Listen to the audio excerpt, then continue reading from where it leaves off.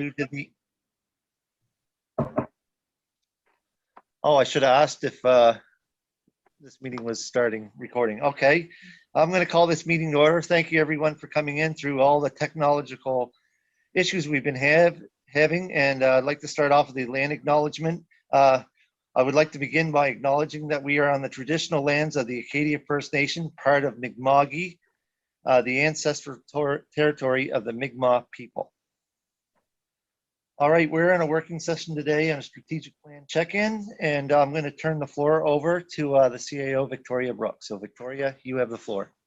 Thank you, Mr. Chair. I'm just wondering, Mr. Chair, before we get started, we had a meeting a little bit earlier today and there was a development in that meeting. I'm wondering if you would like to ask leave of council to add that item to your agenda for tonight and go in camera. Yes, okay. So is everyone in agreement with that, adding an item in camera? I see one. I guess I'm gonna scroll through my screen here. Thumbs up. Yeah, I see 2, 3, 4. I'm fine with it. We should speak about it first. Yep. So it's to do with contract negotiations in the Mariner Center file, Mr. Chair. Yeah. So is that everyone in agreement going in camera? Madam CAO, are you referring to this going at the start of the meeting or the end? We can go at the end. Okay. So is everyone in agreement with that? Sure.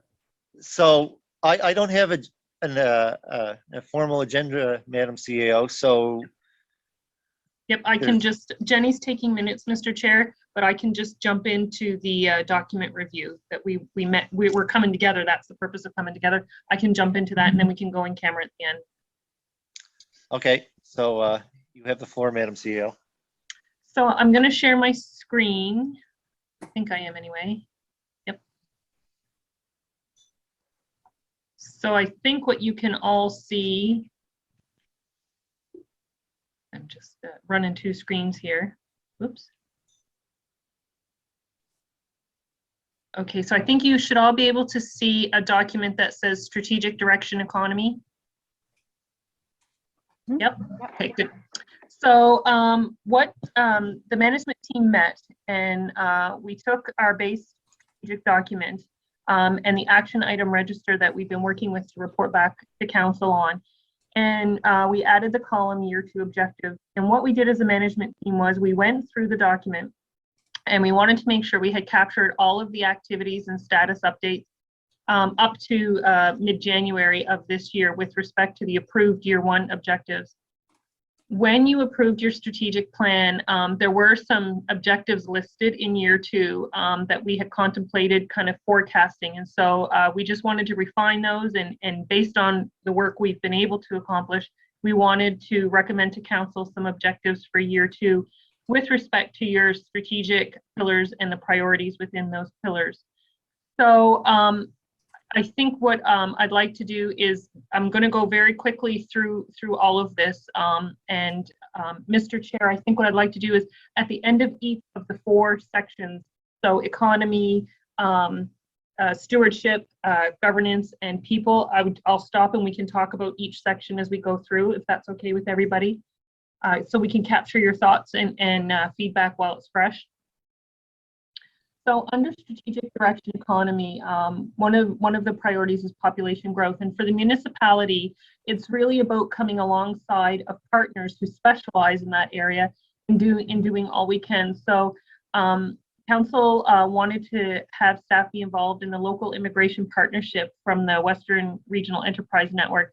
So that project is about creating a mechanism in our community where a strategy is created to help newcomers settle down and help with retention as well as attraction.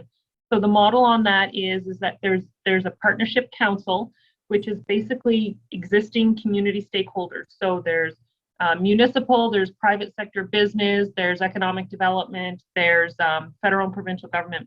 But then there's a local group of citizens, the benefactors of the program. And what they do is they come together and they will actually execute the strategy. So the strategy is being developed. We're expecting to see that sometime late this winter or in the spring.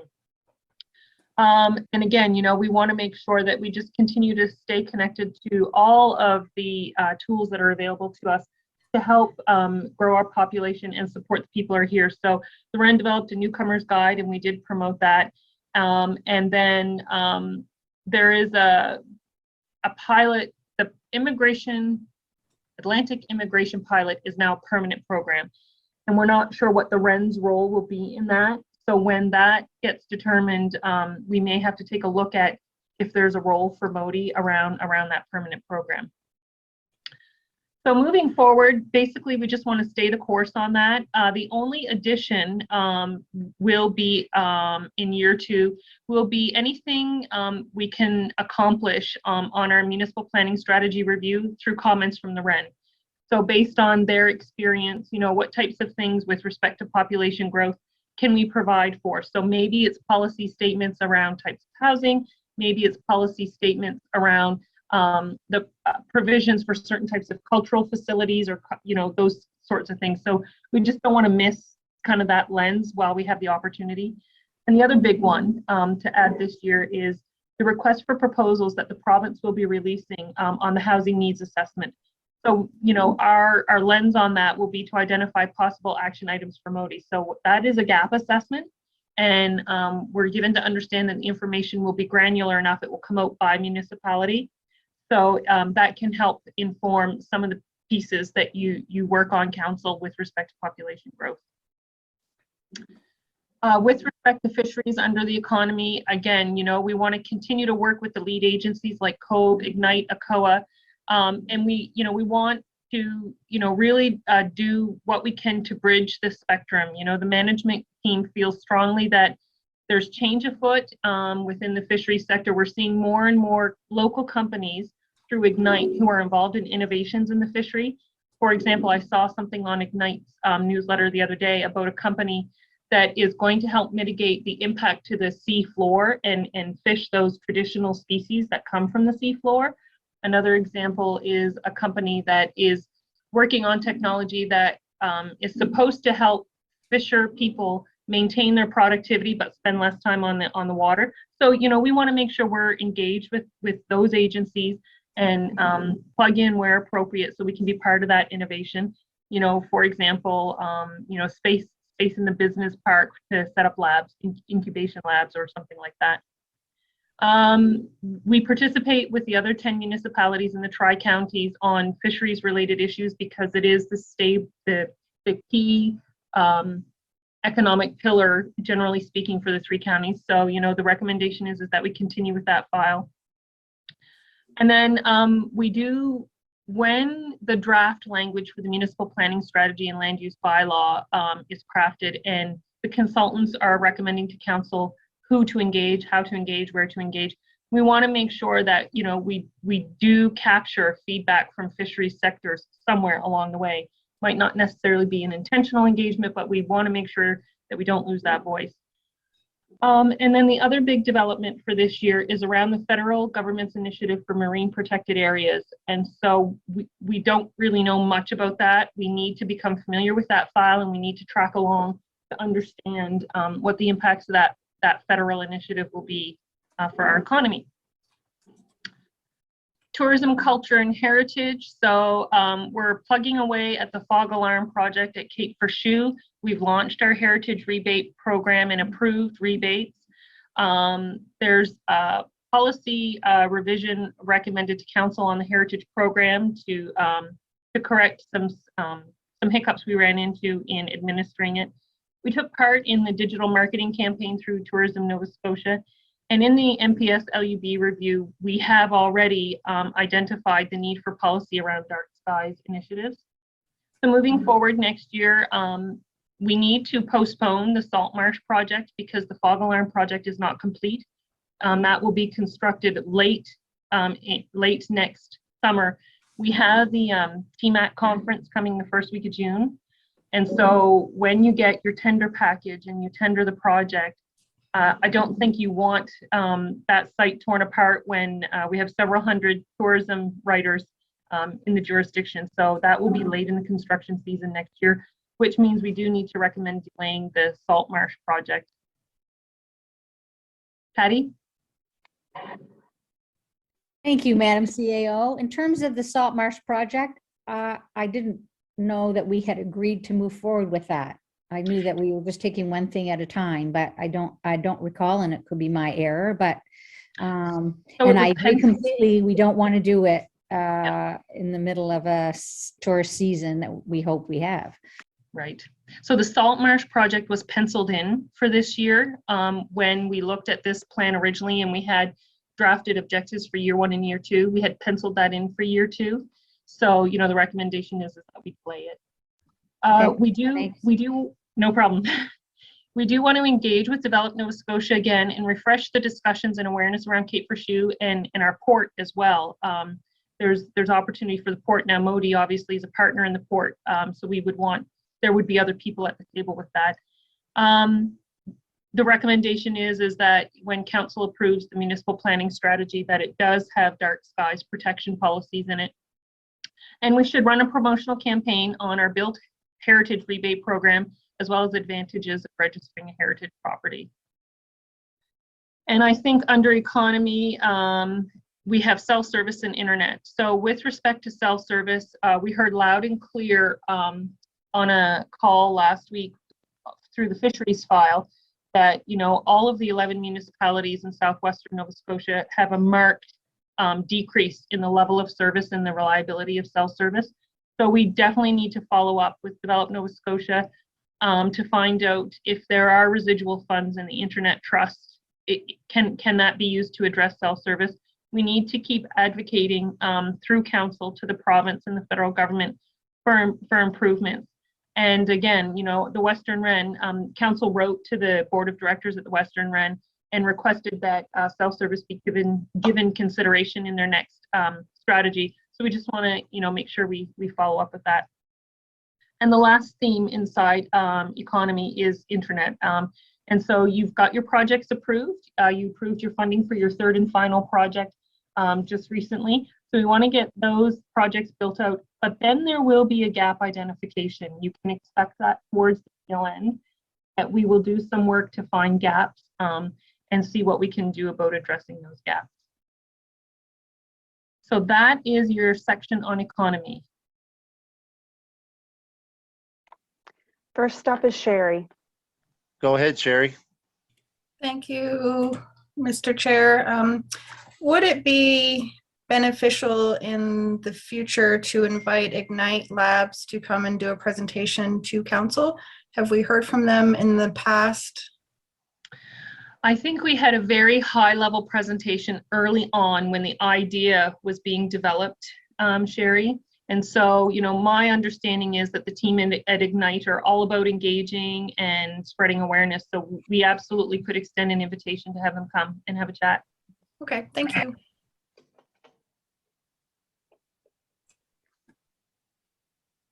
Okay, I'll move on. If somebody thinks of something, just jot yourself down a note to remind you. We can come back to any section anytime, but I'll move on. So the next pillar in your strategy is people. So under talent supply, again, you know, it's around what can the municipality do to support the work that's being done. And so we did host a lunch and learn. I think it was for council and staff, if I'm not mistaken, around the Connector program that the Western Wren delivers. We do provide ongoing support to our local agencies and groups through social media sharing and file-specific collaborations. So that's that could be ACOA, that could be Nova Scotia Works, that could be CBDC. When we get an ask where we can help, we definitely help. We also promoted and leveraged the Western Wren's Newcomer Guide. That is an amazing tool. Even for me, as a person who's, you know, lived in Southwest Nova Scotia for 30 years, there were things in that guide I didn't even know about. So I encourage you all to check it out. Through our economic development network, we want to continue to, or we have been sharing information about business supports to help offset wage implications respecting COVID.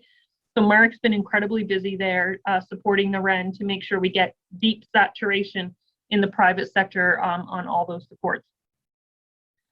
So on talent supply, moving forward, what we're recommending is that we continue to support the Connector program And by that, for me, it means that if any of my staff are approached to be a connector, that they're allowed to do that as part of their professional service to the municipality. And then ongoing work to support recruitment efforts in the community. So a key piece of what we do is our work around the doctor recruitment program and supporting Nova Scotia Work. So it's recommended that we continue that work.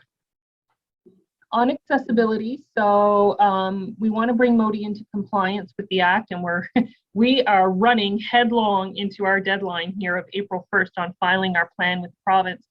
So the Accessibility Advisory Committee has been working very hard, very diligently over the fall and the winter, and they have a draft plan that I think you'll probably see a note from Jenny any time now. They have a draft plan that they'd like to run by council and get some feedback on. So moving forward on April 1st, we have to file that plan with the province. So moving forward, you know, it's about implementing the plan. There will be audits and training that will have to happen. There will be a budget implication around that. We absolutely want to promote the community accessibility program. We want to use it ourselves, but we also want to promote it as a funding mechanism to help offset some barriers that people experience. And council has had me do some research, and so we'll be bringing a recommendation around an honorarium for citizen representatives to serve on the Accessibility Advisory Committee. We want to, we're recommending that we do that next year as well. Under diversity, equity, and inclusion, staff received all of their workshop from ArcWork. Council received half of theirs, and I know Darlene's been in touch with Gola on several occasions to try and nail down a time to come back. And Darlene, I don't want to put you on the spot, but is there any news from her? There isn't. I haven't heard back from her for a while, actually. I'm gonna get back to her again. Okay, thank you. So we did some work, if you remember, we looked at a process chart and we took a peek around at what some other communities and municipalities are doing around diversity, equity, and inclusion. We did a major overhaul on our flag policy, and we had an amazing flag raising ceremony here and raised the First Nations flag. And then council approved the creation of a diversity, equity, and inclusion advisory committee. And I think at committee of the whole this month, you can peek at some draft material around that. So moving forward into next year, it's recommended that council approve a skills matrix for the committee to help structure the committee in a way that achieves the goals that you've got in mind for it. And once that's done, then we recommend you make your own appointments from within council and you recruit and appoint your citizens to the committee. And then we're off to the races, and the committee can start doing their work. So we need to launch it. And then it's also been recommended by staff that we take a look at social procurement inside our overall buying process. So on a very high level, social procurement is this notion that you add a lens to your buying process where you look at the social benefits to buying in a certain way, buying from a certain vendor, choosing certain materials over other materials. And so we at the management level, we're in the very early stages of learning about that, but there's value there for our community for sure, and it speaks to the diversity, equity, and inclusion goals that we have. So we're recommending that we do take a look at that. Under placemaking, so the jurisdictional review has been done. There's been some conversations and some work around different approaches and involvement in community-specific initiatives. There was a working session with council where we received some feedback in terms of what direction you want to go and what pillars would be important to you in a program. You know, the difference between, I'll say, a marquee project that council advances versus something that comes from the grassroots in a particular community. We receive some of those sorts of feedback. And the notion is that we're going to include the program inside the community grant program. So we'll be looking to council for some approval on some program parameters. We'll need to refine what your investment tolerance is in that program. And then we'll respond and make recommendations moving forward as that new program rolls out. Under support for recreation and active living, so we just filled the active living coordinator position just before Christmas. And so Tanya's off to the races, getting that position under her belt and getting her feet under her. Mariners on Main opened in October. We submitted the application to the Green and Inclusive Community Buildings Fund, and there's ongoing work being done by the Mariners Center Steering Committee. So for next year, we're, have to scroll down, and the Lake Milo active transportation work is 95% complete. We're just refining the report for council, working with the consultants now to refine that, and council can expect to see that February, early March, somewhere in that neighborhood. So moving forward next year, it's recommended that council make a decision on kind of how they feel about the Lake Milo plan, if they want to try to move towards a plan for implementation. There are approved construction projects along Greenville Road, Highway 1 in Hebron and Port Maitland, and they need to be built out. And that's a significant project for a team of our size, even though we do have consulting engineers. A couple of years ago, council used a draft tool for ranking nominated projects. And so we're recommending that council come back and take another look at that tool with a mind to approving the tool as standard practice.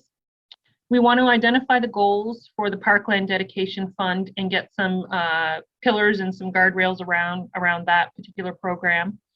We need to define some financial resources and budget for the capital projects for active transportation. And again, we want to continue to connect and collaborate with Communities, Culture and Heritage Regional Office as well as Head Office.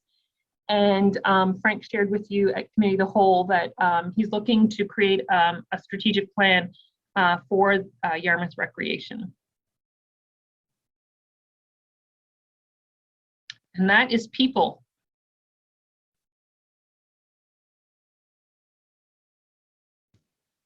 All Any good? comment from anyone? Good? Carry on. Carry on. So stewardship. So asset management is a key piece of our stewardship goal, our stewardship pillar. And so we were able to recruit a bid, and he's been with us for some time now and is putting down roots in our community. Council also approved $12,500 to leverage federal dollars to help stand up our asset management program. And a bid delivered the work plan and the implementation strategy for asset management to council in December. So moving forward, it's basically just implement and get the job done. So we'll have to allocate some financial resources. There could be some software tools that a bid will need and plan implementation tools. And then we need to update our integrated community sustainability plan. So that is a plan that was developed by the municipality, I think close to 15 years ago now, if I'm not mistaken. And it was the plan that was meant to help drive decisions around how to use the infrastructure dollars. So the third dollars. It was updated once since council approved it, but it needs an update again. And so that is recommended to happen because that feeds in with the asset management program and helps provide data for council's decision making. Under protecting the environment and natural assets, so Upland was informed around the issues to do with the shallow wells and water shortages. Council have approved energy audits for Cape Shoe in the admin building, as well as for some community halls. We did do an energy audit at 62 Arcom Drive. We noticed some anomalies in the energy usage there, so we did an audit there, and we're working with the tenant on implementing the recommendations in the audit. And council improved an in-kind contribution and provided a letter of support for the Western Regional Enterprise Network's energy project. So just as a refresher, that's the project where we're going to try and divert energy demand from residential uses and save it for commercial uses on the infrastructure that carries energy throughout our region. So moving forward, we're recommending that we get a little more intentional about identifying revenue generating projects through green energy from Modi. We've had really good experience with our wind and solar projects, and we want to come back to look for some opportunities there. We have a cohort of municipalities that we do that with, our joint green energy committee. So we want to just make sure we reinvigorate that committee and we look for opportunities and maybe even advocate and lobby for improvements on the process to negotiate the purchase power agreements with Nova Scotia Power. We're looking for permission from council within approved frameworks to undertake and advance demonstration projects early and often. The nice thing about a demonstration project or a pilot project is that it manages expectations in terms of, okay, this is something we're trying, it's not something we're committed to for the long haul, and we're doing it because we need data, or we're testing a theory, or maybe we're looking for proof of concept. So the management team is recommending that we get permission for that. We need to run a promotional campaign on our PACE program. So our PACE bylaw is Property Assessed Clean Energy, and it's the program for residential properties where if an audit determines there's a 1-to-1 ratio savings, so every dollar invested, there's a dollar saved in energy costs, residential property owners can borrow up to $10,000 from the municipality of Yarmouth and implement the recommendations in an energy audit.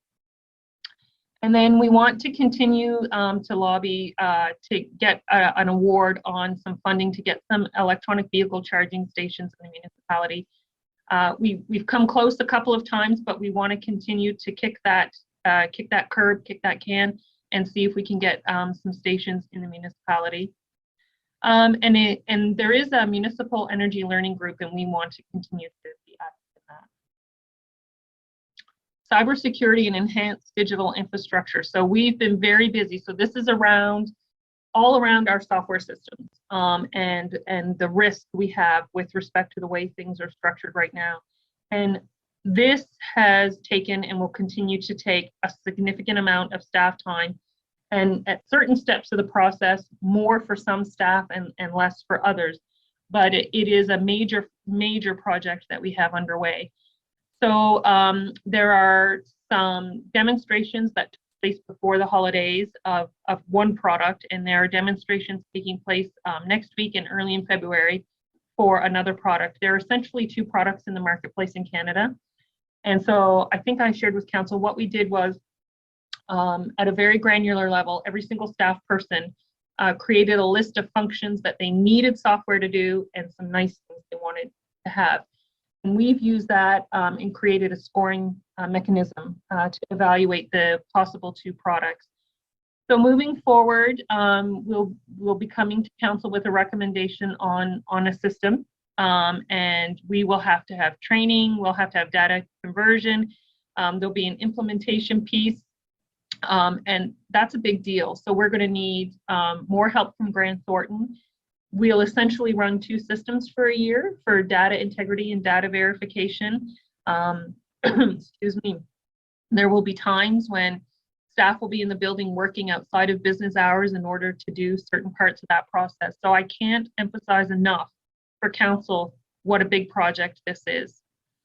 We're also working on an audit with our insurance brokers to talk about risk in cybersecurity and to see if there's anything we can do to cover some kinks in our armor or some weaknesses we might have. And the other piece that we need to do under this section is to install the fiber cable at the maintenance shed and the backup emergency operations center. So I shared with council when we had our COVID debrief that we did not have reliable internet service there. And that's our public works headquarters, where if we're in an emergency, we're going to dispatch crews from, as well as our backup ECC and a Red Cross shelter. So there will be money recommended in the budget to council to do that project. Lauren?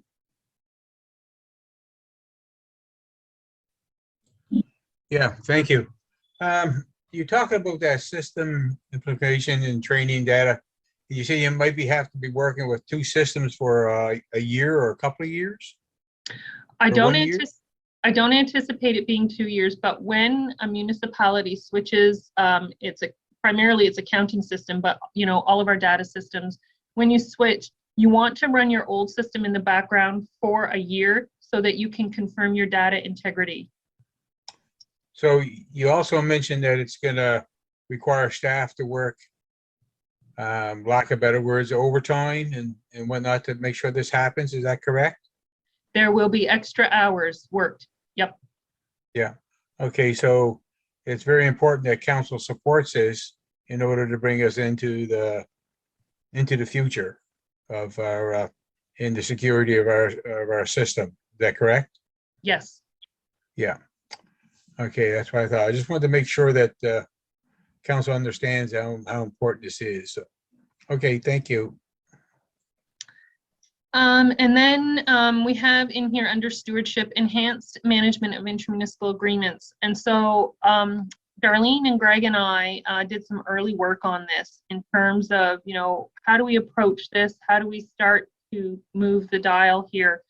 And council had agreed to re-engage in conversations around municipal consolidation as well, which is a key piece in this initiative. So the recommendation for next year is really going to be predicated or influenced or impacted by the extent of those conversations and the outcomes and discussions around consolidation. So assuming no consolidation, we want to recommend to council that we, approach our Yarmouth County partners and determine if there's, mutual support to create a framework. So, I envision a document that looks something like a memorandum of understanding that sets out the principles and the values of the three municipal councils as they come together and they partner on projects. And so, we'll have to do some research on best practices and criteria identification, some scoring methods, and, we want to continue to access the best possible advice to inform that work. So this particular area of work is going to be really dependent on, what takes place with your conversations. So I just want to kind of put that in the back of your mind so that when we come back and we do a check-in on this and we check on our progress, that we're all mindful of that piece. I think Lauren and then Sherry. Thank you again. We certainly got to focus on the collaboration we presently have with our partners in the municipality in the Yarmouth County, and since 2016, I have found our partnerships have worked fairly well. And in saying that, I think the biggest problem, or what people are trying to point out as a problem, that we would have better or quicker decisions or better decisions made. But I think it's in the best interest of Yarmouth County to have a voice across Yarmouth County to continue with our collaboration with our neighboring municipalities. So it's very important, that is, and I think we've done very well to date. So the old saying is, why get off a winning horse? Thank you. Patty, you wanted to go next? Sherry has her Sherry. hand up. Yeah. Thank you, Mr. Chair. Madam CAO, I noticed back under protecting the environment and natural assets, we talk about upland being informed about our water shortages, and we didn't this past summer have an issue with, or didn't seem to appear to have a significant issue with our residents and water shortage. But I know in our year 2 plan, when I look at what is listed there, water isn't one of them. Are we just waiting for upland to come back with some stuff for us, or? Actually, no, we missed that. So we need to actually close the loop on that. Thank you, Sherry. The staff have had significant conversations with Upland about that dynamic that's developing, and the consultants are looking at ways we can approach that dynamic inside the municipal planning strategy and land use bylaw. So we do need to add that to year 2 to make sure we close the loop on that, and that if there are any mechanisms through your planning function, that we take a look at them for council. So thank you for catching that. Perfect, thank you.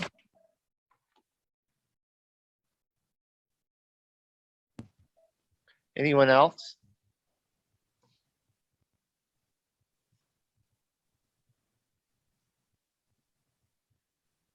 Okay.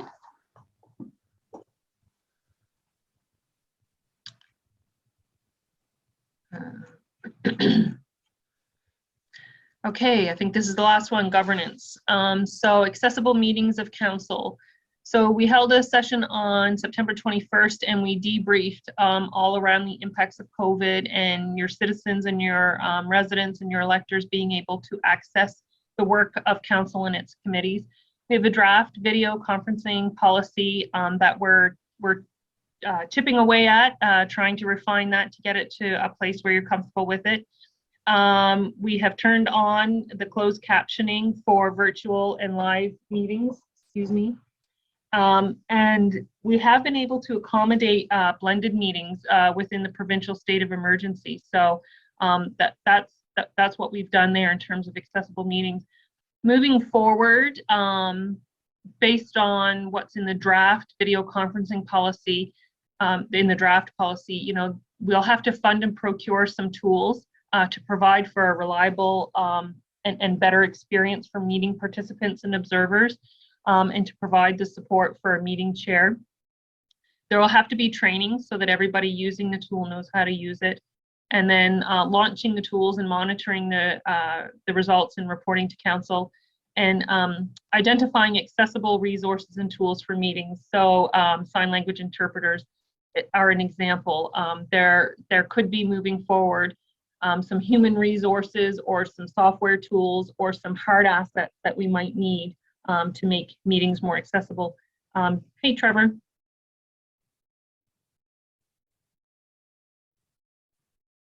I think you're muted. I've just got a comment at the end. I don't have a question. Okay. Enhanced municipal service design and implementation. So that was all around the asset management plan and improving the plan and determining budget and financial resources required in subsequent years. So what we needed to do was to hire the director of municipal services, and that happened in October.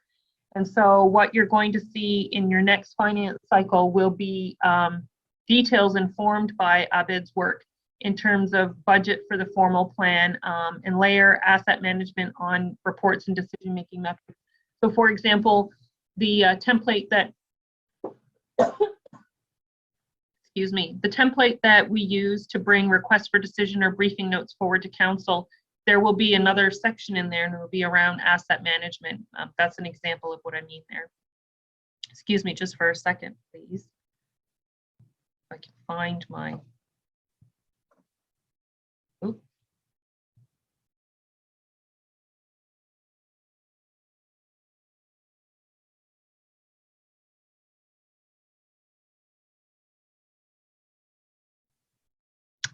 Under regional collaboration and governance, of course,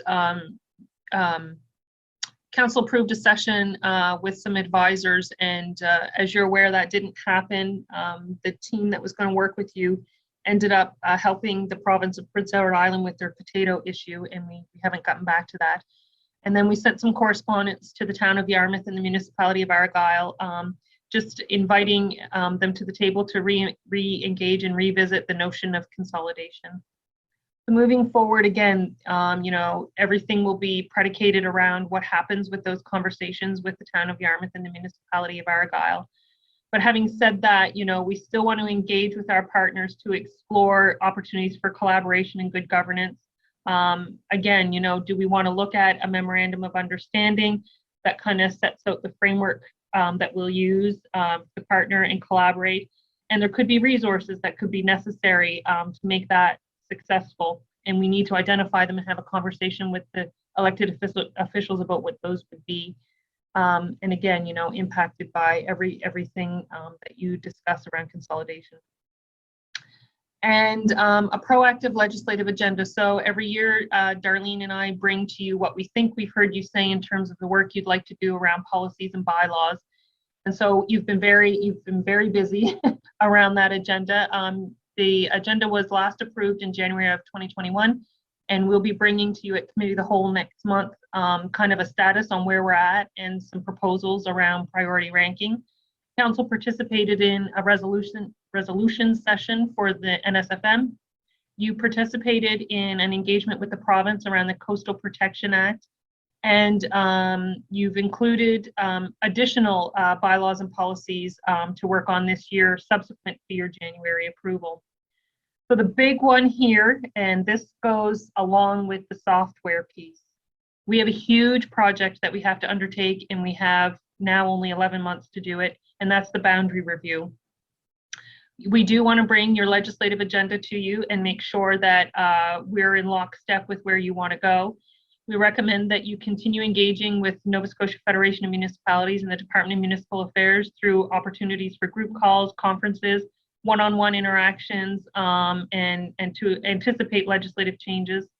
We also recommend that Council make a commitment to reviewing and amending and approving bylaws and policies where necessary. So if something comes up on the fly, maybe there's an amendment to the MGA and we have to have a policy tool or a bylaw tool that, we'll bring that to you and you'll make the commitment to dealing with it. And then under risk management, excuse me, so we've been working, as I said, on risk assessments for security with our insurance providers. And when we run the gamut of that work, the results will probably result in some training and some gap identification. We might need to confirm some options with council on where they want to go and determine, what types of requirements in terms of HR and money that will be required to fill those gaps and close the loop on that. So that, Mr. Chair and Council, is the end of that section and the end of the proposed objectives. And I think John Trevor had his hand up. Yeah, I remember him saying he wanted to speak. So go ahead, Trevor.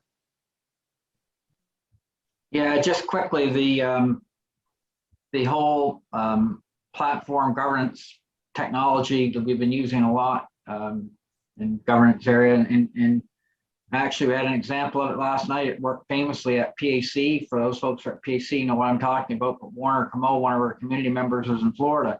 So really, I guess, depending on what the nature of the work is, and it wasn't a long meeting, we did everything, I think, via technology that we could have really done last night in person. I guess we had the added benefit of including Warner in the meeting. So, that's great. I think it does actually, there's advantages for accessibility. There's a whole bunch of advantages. There are some disadvantages, certainly. Sometimes it's not as good in many respects. But I also think that probably it's like this afternoon, like I was just on a Mariner Center meeting and via Zoom, and then I was able to come over here very quickly. So that even as close as that is, just the Mariner Center municipality, like you're spending a lot of time in a car driving over there, like making sure you're getting a parking spot. So really, I think it. I mean that the technology has moved a long way and will move further, and it's very efficient and inclusive in many cases. Now, it's not a solution for everything. We do need many in-person meetings or council meetings, committee of the wholes. Those are just, I think, too long, and I think they're better done in most instances in person. But again, something to think about moving forward. Sorry I took so long articulating the point. That's quite all right. I still find problems with technology in regards to, we just went through this already. We had a TELUS meeting that was set up and that didn't work so well. However, we switched over to Zoom and it works a heck of a lot better. I don't know if it's because we know how to use it or if it's something different other than that. But anyway, yeah, thank you, Trevor. Is there any more that want to speak on that? Nick has his hand up. Go ahead. Hey, I guess this is to the CAO. And I've asked several times and I don't always remember the answer. The pot of money that was given for COVID or the pandemic, have we had any word on what we can and can't spend that on? Because I still want to invest it in technology, because I do believe that, well, I mean, we thought we were out and now we're back in it. So we should be prepared for anything that's coming in the future. And we know that the quality, on Facebook Live and stuff is not the best. So I was hoping we could spend some of that money to move us forward. Right. Thanks, Nick. So there's been no change in the parameters. So the pillars of what we can spend it on haven't changed. We continue to pull that deferred revenue back into operations when COVID causes the municipality to experience a loss. So for example, when an individual cannot come to work because it's possible there's been an exposure or a contraction, somebody has contracted COVID, and we're paying that staff person, we're pulling those wages in from the Safe Restart money. And so, you know, I think what we need to do is make sure we draw straight lines between COVID and how we spend the money, so that if there's a negative impact to the municipality, that we can clearly demonstrate it.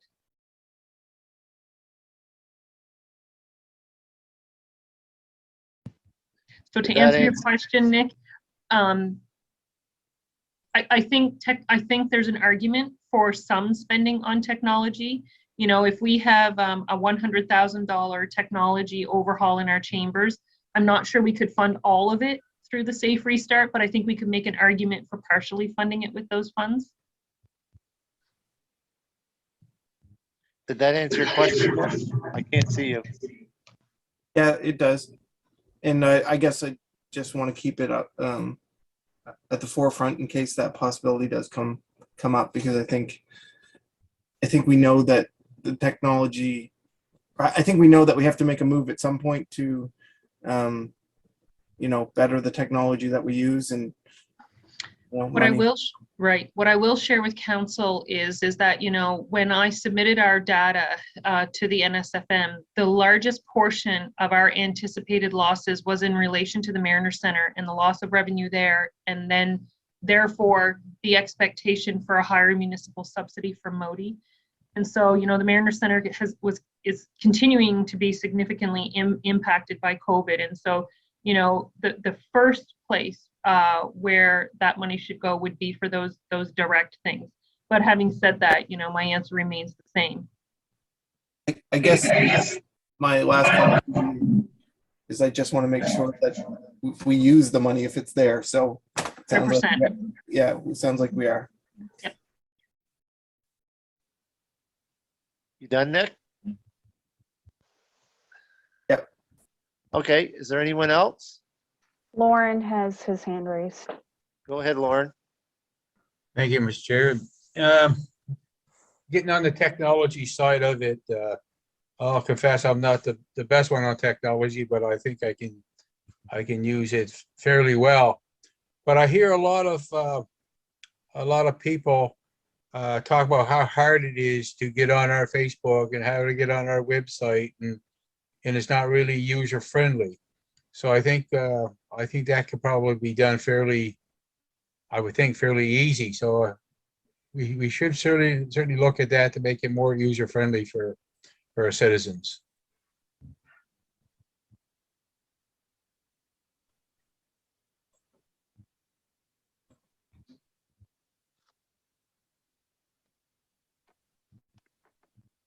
Mr. Chair, Sherry has her hand raised. Yep, I'm trying to scroll through. So go ahead, Sherry. Thank you, Mr. Chair. I have noticed the last, and I'm not even sure if it's been the last couple of committee of the wholes and council meetings, but it doesn't seem like the closed caption is coming up on our Facebook Live.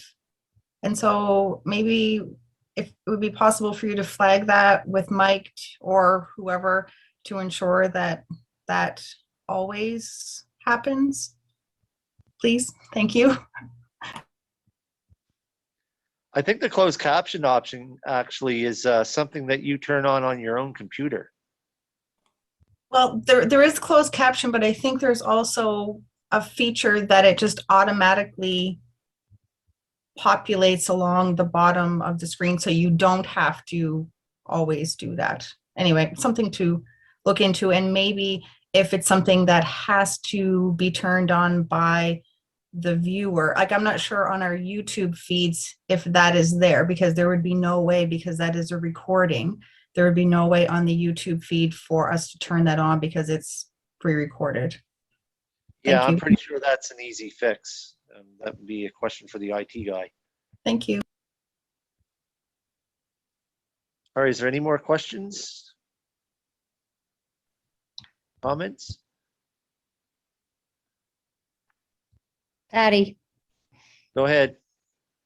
I want to go back to the discussion that we had about placemaking. And in the past, we've had some meetings with Develop Nova Scotia. And I know Ignite has had meetings with Develop Nova Scotia. And I don't seem to see anything moving forward. And they keep celebrating these things in Halifax and Peggy's Cove. And so I think it's time they other than internet, let's face it, that's been one of the most important things. But now that we're moving on to the placemaking side of things, I think it's really important that we connect with them and work with Ignite as well, because they had some great ideas and I would like to see them put into a plan. So that connection is really important. Thank you.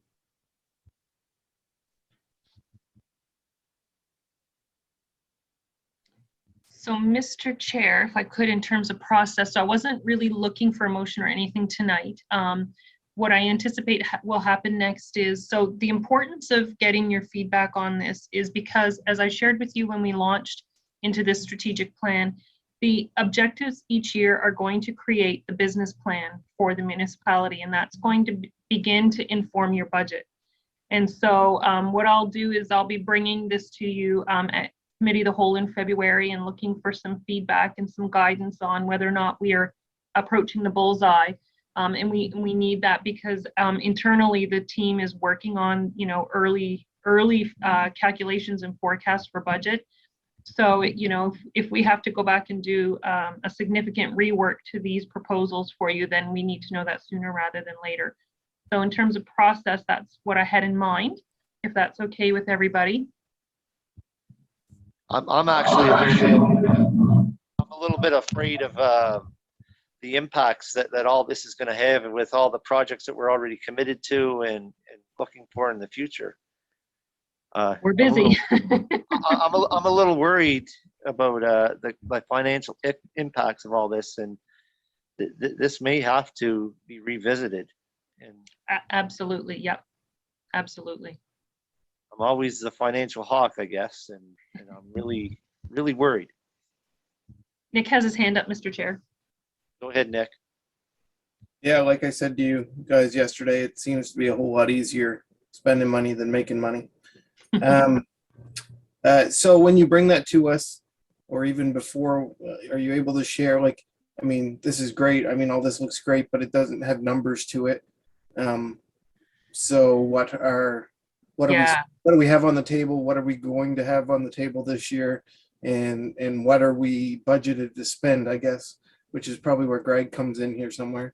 But some of the items we do have numbers, Nick, so we can put those in brackets behind those items. Some of the numbers, it's more about time and some of the items, more about time and human resources than it is money. So what we can do in that column, we can fill in any estimates that we know about. If something is a people implication, we can flag it that way so you understand how you're investing the human resources that we have at the municipality. So we can absolutely go and try and fill in what we do know there for sure. yeah, I think that would be the most help for me to kind of see, what we've spent, what we want to spend, and what Greg has us actually budgeted to spend. So, and then, even put next to them what ones are time commitment, and even how you guys feel about getting those projects done. And then we'll, what the chances of moving forward with some of them are. So just so we have an idea where staff stand and where we stand financially. Yep. The We might Mariners. not be, Oh, sorry. we might not be able to hit every bullet, but we will provide as much information as we have, and then we can go from there. Anyone else? Patty I has do. her hand raised. Who's that? Patty? Patty. Patty, go ahead. Thank you. I'm very interested to see the impact the real estate market has had With the certainly the increases in prices, how, how does that affect the taxes that we are receiving? That number will be, I'll look forward to seeing that number as well. So we have that number. I don't know where I filed it, but it was attached to the committee of the whole agenda. So it's a great question, Patty, and I'm glad you asked it. When the assessment roll comes out every year in Nova Scotia, it's predicated or based on what they call a state date. So that is the data collected around market values as of the January before. So the assessment notices that Property Valuation Services just circulated in the last week or so reflect data at a cutoff date of last January. And so I called Paul Beasley at the PVSC because I did not see a reflection in our assessments that aligned with what the narrative is in the media. And it's because of the state date, we're a year behind. And in a lot of rural areas, the uptick in the market was a little bit delayed compared to urban areas. So you really don't see the movement in our assessment roll like you're hearing about in the media. I think that we will see some of the market activity that we've experienced in Modi show up in the next assessment roll next year. Thank you. That's good to know. Thanks. No, I didn't notice a difference No, in our very little. assessment. So I thought, yeah, it hasn't hit us yet. But then again, there would be some financial implications with the detransfer taxes that we would have been receiving too. That's right. Yep, we did definitely outpaced what we thought we were going to do there, Patty, for sure. Thanks. So just to be clear then, in February Committee of the Whole, what I'll present to you is a document that is focused on moving forward. So, and we'll add a column around HR or financial implications to the level of detail that we have or we can reasonably forecast. Does that sound good to everybody? I did have one question in that regard, Victoria. In regards to the Mariner Center expansion, where is that in this in these pillars? Yeah, so it is back over under active living.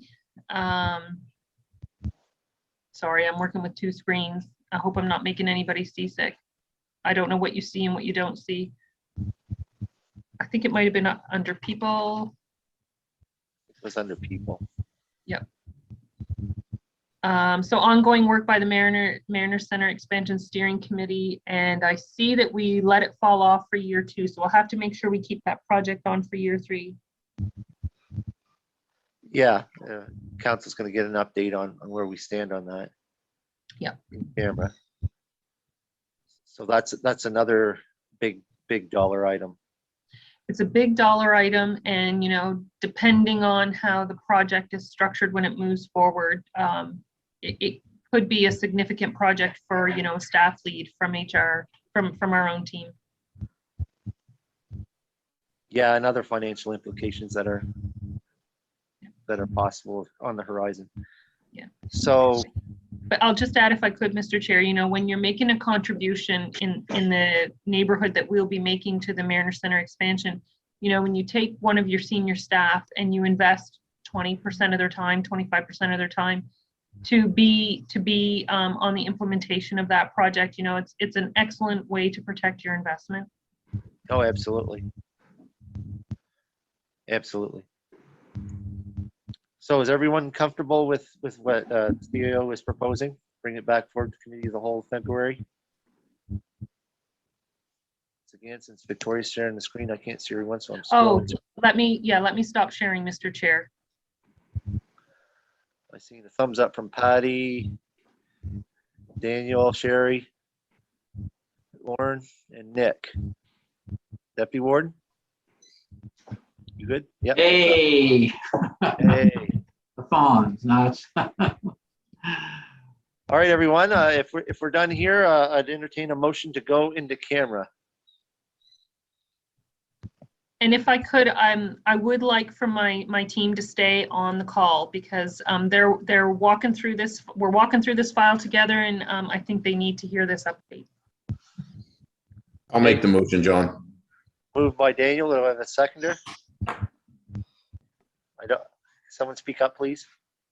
Nick has it. Nick's got All it. right. Motion on the floor by Daniel, seconded by Nick. All those in favor signify by saying aye. Aye. I Opposed? Motion carried unanimously.